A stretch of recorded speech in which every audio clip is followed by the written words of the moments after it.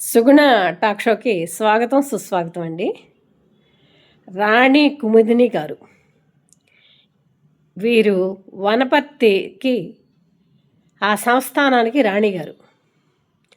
పింగళి వెంకట్రామరెడ్డి గారి కూతురు, జస్టిస్ జగన్మోహన్ రెడ్డి గారి సిస్టర్. ఎంతో పేరుగాంచిన కుటుంబంలో పుట్టి పెరిగారు. రాణివాసం వెళ్ళాల్సిన ఆవిడ, కానీ గొప్ప సంఘ సంస్కర్త.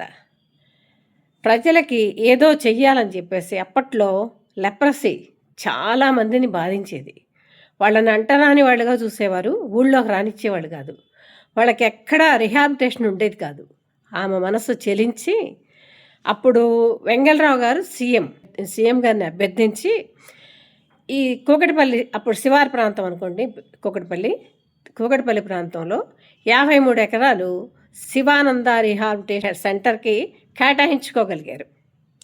కేటాయించిన తర్వాత ఎక్కడెక్కడి లెప్రసీ పేషెంట్లను తీసుకొచ్చి వాళ్ళని రిహాబిలిటేట్ చేశారు. వాళ్ళకి శాశ్వత గృహాలు కూడా ఉన్నాయి, లోపల ట్రీట్మెంట్ ఇచ్చేవాళ్ళు, అన్నీ ఉచితమే. ఆవిడ గారు స్వయంగా చేసేవారు.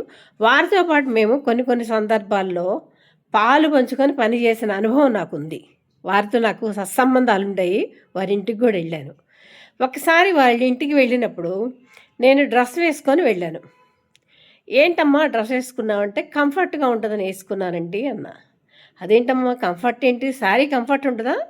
మన భారతీయ స్త్రీలు చీరే కట్టుకోవాలి కదా, చీర కూడా కంఫర్ట్ ఉంటుంది. నేను చీరతో గుర్రపు స్వారీ చేస్తాను, చూస్తావా అంతే. చూస్తానండి అన్న. విక్రమ్ థియేటర్ ఉండేది ఒకప్పుడు, దాంట్లో వాళ్ళ గుర్రాలు ఉండేవి. ఆ చీరతోనే గుర్రాన్ని ఎక్కి స్వారీ చేసి చూపించారు. అంతటి పట్టుదల ఉంది. మమ్మల్ని అయితే కంపల్సరీ చీరే కట్టుకోమనేవాళ్ళు. డ్రెస్సులు ఎందుకమ్మా, మనకి ఆడపిల్లలకి చీర అందంగా ఉంటుంది, చీరే ధరించమని చెప్పేవారు. అలాగే కొన్ని ఫాలో అయ్యేవాళ్ళం. మ్యాక్సిమం వారు చెప్పినాయి. అప్పుడప్పుడు ఎవరిదాని బర్త్డేలకి అది వాళ్ళ ఆశ్రమానికి వెళ్ళి, శివానంద రిహాబిలిటేషన్ ఆశ్రమానికి వెళ్ళి పళ్ళు పంపిణీ అవి చేస్తుండేవాళ్ళం. నాకు అప్పుడు మెడికల్ వీటిలో బాగా మెడిసిన్స్ కలెక్ట్ చేసే అలవాటు ఉండేది. ఆ మెడిసిన్స్ అన్నీ కలెక్ట్ చేసి శివానంద రిహాబిలిటేషన్కి కూడా ఇచ్చేదాన్ని. వారు ఇచ్చిన ప్రశంసా పత్రాలు కూడా చాలా ఉండాలి నాకు, కానీ ఎక్కడున్నాయో ఎతకాలి. గుర్తులు మాత్రం గుండెల్లో పదిలంగా ఉన్నాయండి. అంతటి మహానుభావురాలతో కూడా నేను పనిచేశాను.